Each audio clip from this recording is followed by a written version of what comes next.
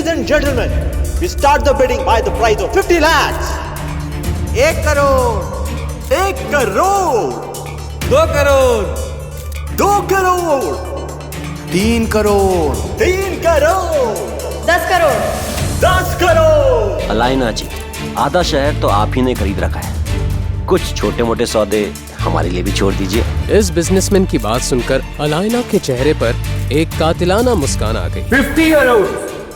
लेकिन तभी एक आवाज ने वहां मौजूद सभी के होश उड़ा दिए।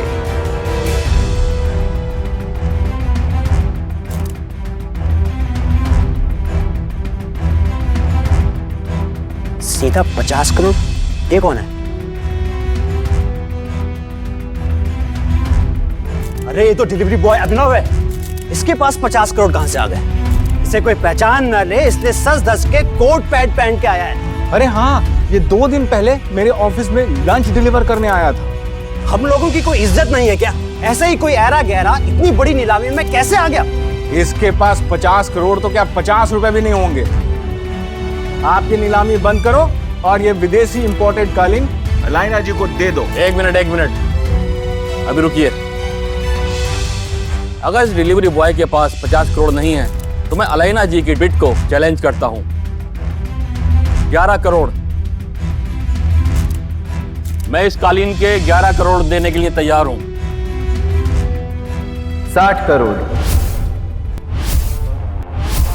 ए डिलीवरी बॉय, तू पागल हो गया क्या? कहां से लाएगा 60 करोड़? ये नीलामी है, कोई बच्चों का खेल नहीं। यहाँ जो बोला जाता है वो देना भी पड़ता है। अगले ही पल अभिनव ने एक चेकबुक निकाली और उस पर 60 करोड़ का अमाउंट डालकर साइन करने लगा।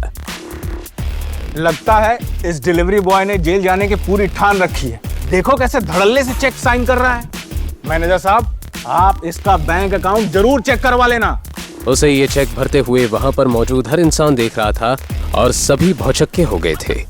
एक बार को तो बैंक के मैनेजर को भी भरोसा नहीं हो रहा था कि आखिर 3 करोड़ की चीज को ये अभिनव जैसा डिलीवरी बॉय 60 करोड़ में क्यों खरीद रहा है, और क्या सच में इसके अकाउंट पे 60 करोड़ है भी या नहीं।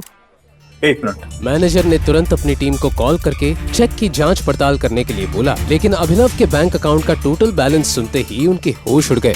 800 crore? What's the group name? PR Group. ये नीलामी यहीं खत्म की जाती है और 60 करोड़ में ये बेशकीमती कालीन मिस्टर अभिनव को दी जाती है। जैसे ही मैनेजर ने माइक से अनाउंस किया तो वहां बैठे हुए सभी लोगों की आंखें फटी की फटी रह गई। अलाइना को समझ नहीं आ रहा था कि जिस अभिनव को अभी तक सब लूजर समझ रहे थे, उसके पास जितने पैसे कहां से आ सकते हैं। वो ये सब सोच ही रही थी कि तभी उसे एक कॉल आया। वो इंपोर्टेड कालीन आपको मिल गई? ये अभिनव करके कोई डिलीवरी बॉय है जिसने 60 करोड़ की बोली लगाई है। मतलब आजकल ये डिलीवरी वालों के पास भी इतने पैसे आ गए कि 5 करोड़ की चीज को 60 करोड़ में खरीद रहा है। आई सो है, ये बस यहाँ से बाहर निकले ना, फिर बताती हूँ इसे। छोड़ूंगी नहीं मैं इसे। अलाइना जी, ये सब सोचने से पहले आप एक बार अभिनव की मूवी भी देखिए।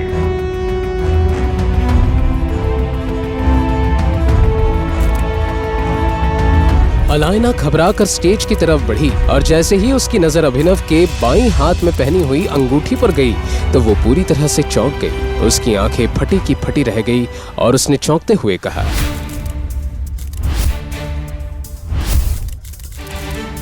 टाइगर। क्या है टाइगर नाम की सच्चाई? कैसे एक डिलीवरी बॉय के अकाउंट में आए 800 करोड़? अगर वो इतना पावरफुल है तो क्यों रह रहा था दुनिया के सामने डिलीवरी बॉय बनकर? इन सब सवालों ने इंस्पेक्टर का दिमाग घुमा दिया था। ये वीडियो उसे एक अनजान लड़की ने दिया था,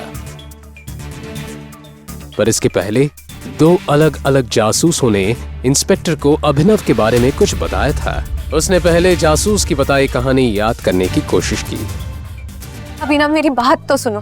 देखो, इस रेस्टोरेंट में ना बहुत अमीर लोग आते, और एक बार मेरे कपड़े तो देखो। वैभवी, देखो, यहाँ बहुत अमीर लोग आते और उनमें और हमें जमीन आसमान का फर्क है। वैभवी, तुम उसकी चिंता मत करो, मैंने उसके लिए सेविंग्स कर रखी है ना। आज तुम्हारा बर्थडे है वैभवी। वही तो, तुमने दिन रात ऑर्डर डिलीवर करके पैसे जमा किए। मैं तुम्हें एक दिन में सारे पैसे नहीं उड़ाने दूंगी। वो सब तुम छोड़ दो, तुम बस चलो मेरे साथ। अभी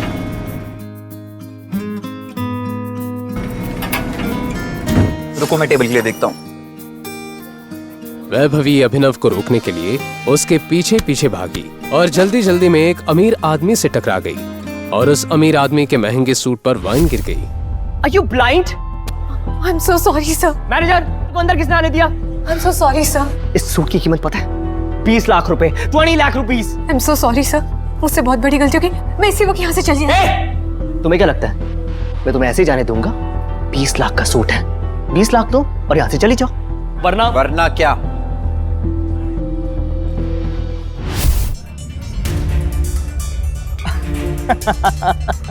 ये चल क्या रहा है मैनेजर यहाँ पे? इस रेस्टोरेंट का स्टैंडर्ड ही नहीं रहा कुछ। अभी इसी वक्त मेरी गर्लफ्रेंड से माफी मांगो। एक्सक्यूज मी, मैं इससे माफी मांगू? What a joke. तुझे मालूम है मैं कौन हूँ? वैभवी उस अमीर आदमी और अभिनव के बीच हो रहे झगड़े को देखकर बहुत घबरा गई। उसे अचानक याद आया कि ये आदमी कोई और नहीं बल्कि सिंघानिया इंडस्ट्रीज के मालिक मिस्टर सिंघानिया का इकलौता बेटा है जिसे उसने 2 हफ्ते पहले देखा था। अभिनव, हम इस आदमी से माफी मांग के यहाँ से चलते। ये सिंघानिया इंडस्ट्रीज का। रिलैक्स, अभी इसी वक्त मेरी गर्लफ्रेंड से माफी मांगो वरना आज के दिन के लिए जिंदगी भर पछताओगे तुम। शायद तूने सुना नहीं मैंने क्या बोला। इस शहर का सबसे बड़े हीरे का व्यापारी हूँ। अमीर से अमीर लोग, मंत्री शंत्री मेरी जेब में रहते। एक चुटकी बजाऊंगा ना तेरा नामो निशान मिट जाएगा। और अगर मैंने एक चुटकी बजा दी ना तो तुम्हारे बिजनेस का नामो निशान मिट जाएगा। आगे लगे। जब तक वो आदमी अभिनव की बात समझ पाता, अभिनव ने अपना फोन निकाला और किसी को एक मैसेज भेजा। अगले ही पल उस अमीर आदमी को एक कॉल आया। स्टे। हाँ पापा। बेटा, हम बर्बाद हो गए, हमारी कंपनी का शेयर गिर गए और हमें करोड़ों रुपए का नुकसान हो गया। एक सेकंड पापा, ये सब कैसे हो सकता है? और हमें कोई बर्बाद करने की कोशिश कर रहा है। क्या तुमने किसी बड़े आदमी को नाराज किया? अगर किया है तो इसी वक्त माफी मांगो। आखिर कौन है अभिनव और क्या है उसकी असलियत? आखिर कैसे ने उस अमीर आदमी का करोड़ों का एम्पायर मिनटों में गिरा दिया? इन सब सवालों का किसी को पता चलता उससे पहले ही अभी वहां से जा चुका था। और ये तो अभी से जुड़ा एक किस्सा था जो पुलिस इंस्पेक्टर को एक जासूस ने बताया था। पुलिस इंस्पेक्टर को कुछ नहीं समझ आ रहा था क्योंकि एक दिन पहले दूसरे जासूस ने भी अभी उर्फ अभिनव के बारे में जो बताया था वो कुछ अलग ही कहानी थी। और उस कहानी में वैभवी गरीब नहीं अमीर लड़की थी जो हमेशा अभी को जलील करती रहती थी। इस कबाड़ी को तो मेरा न डाले और मेरा बॉस है तो भूल ही जाओ। सुना कि नहीं तूने? निकल पतली गली से। वैभवी ने तुझे लात मारकर भगाया है और आज के बाद दोबारा इसके आसपास भटकने की सोचना ही मत। वैभवी मेरी बात सुनो। देखो हम साथ घर लेने वाले थे ना। झोपड़ी को घर नहीं बोलते अभिनव। निकल जाए यहाँ से।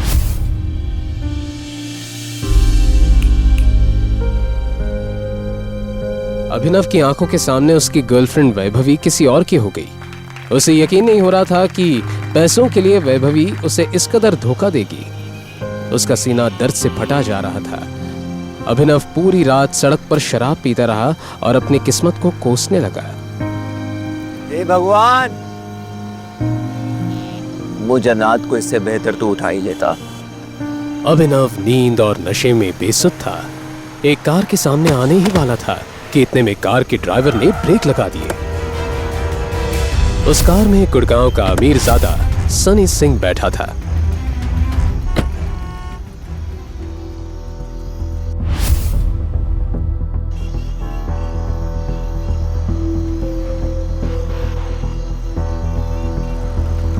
नशे में धुत सनी ने अभिनव को देखकर अपने गार्ड से कहा, परफेक्ट, अब आएगा मजा। इसे उठा कर ना गाड़ी की डिक्की में डालो। मगर बॉस, ये आदमी जितना कहा है उतना करो।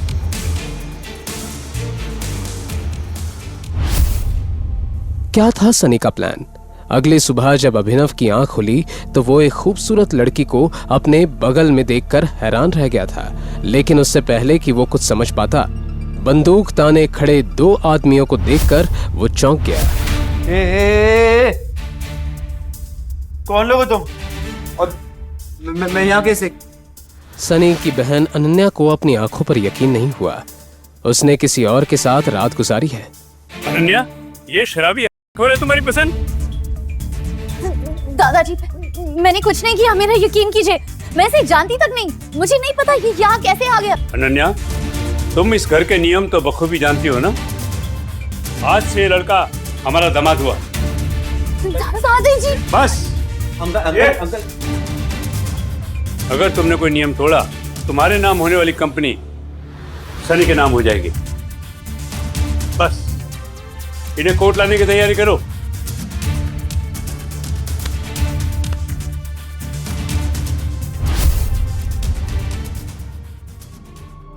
हाथों हाथ जबरदस्ती अभिनव और अनन्या को कोर्ट रजिस्ट्रार के सामने पेश करवा शादी करवा दी गई।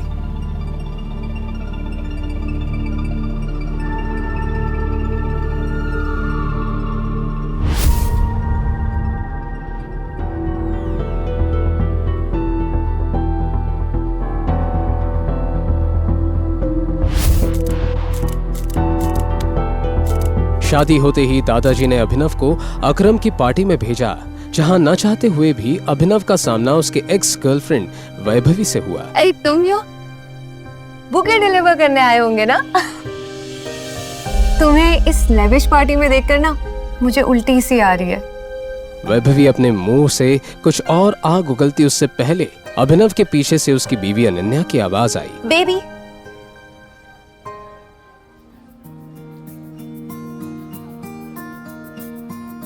अनन्या ने जैसे ही अभिनव को प्यार से बेबी कहा, मानो अभिनव के दिल के तार फिर से बजने लगे।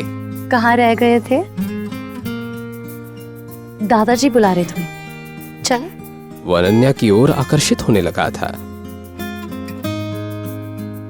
ज्यादा खुश होने की कोई जरूरत नहीं है। मेरी इन्वेस्टर्स इस पार्टी में है और उन्हें पता है कि हमारी शादी हो गई है।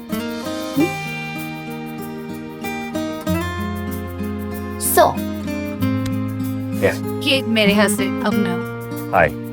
अभिनव ने हाथ मिलाने के लिए जैसे ही अपना हाथ बढ़ाया, उस इन्वेस्टर की नजर अभिनव की उंगली में पहनी एक रिंग पर गई जिसमें टी लिखा हुआ था। उस इन्वेस्टर के पसीने छूट गए और वो बोला, ये नहीं हो सकता, इट्स इम्पॉसिबल।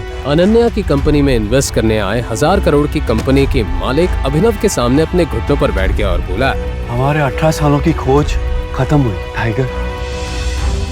थैंक यू वापस आने के लिए। क्यों एक मामूली से डिलीवरी बॉय को इन्वेस्टर्स टाइगर बुला उसके सामने घुटने टेक बैठ गए? ऐसी कौन सी दुश्मनी थी जिसकी वजह से सनी ने अपनी ही बहन के चरित्र पर इतना बड़ा दाग लगाया? क्या अभिनव का कोई राज था? क्या होगा जब अनन्या के सामने खुलेंगे सच के भयानक पन्ने? आखिर कौन है टाइगर? आगे की कहानी जानने के लिए देखें अगला एपिसोड सिर्फ पॉकेट एफएम के यूट्यूब चैनल पर, और द रिटर्न ऑफ टाइगर के सारे एपिसोड्स को सुनने के लिए डिस्क्रिप्शन में दी लिंक से डाउनलोड करें पॉकेट एफएम ऐप।